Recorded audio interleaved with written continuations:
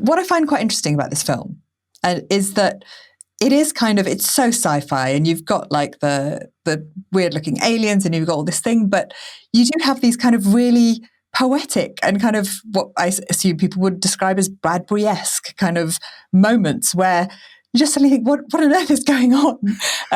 Can you kind of give some examples of that from the film, Phil?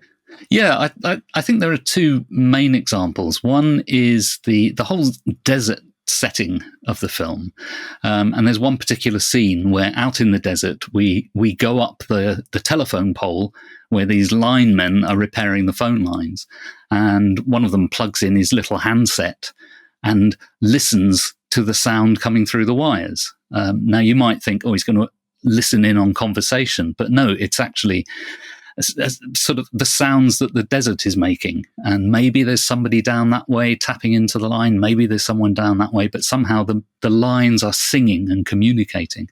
And that's a very poetic moment. And I think most people, if they're asked to identify a Bradbury moment in the film, they would say that must be the one. And in fact, that whole scene is taken directly from his treatment, word for word.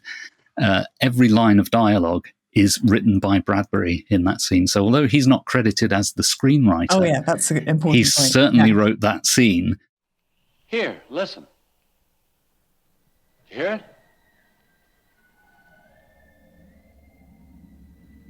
Yeah. Any idea what it is? I don't know. Might be somebody up that way tapping the wires, or back that way listening to us like we're listening to him. I wonder who it is. I don't know. After you've been working out on the desert 15 years like I have, hear a lot of things. See a lot of things, too. Sun in the sky and the heat. All that sand out there with the rivers and lakes that aren't real at all. And sometimes you think that the wind gets in the wires and hums and listens and talks. Just like what we're hearing now. Still hear it? No, it's gone. Well, that's the way it is. Comes and goes. Had enough? Yeah. Me too.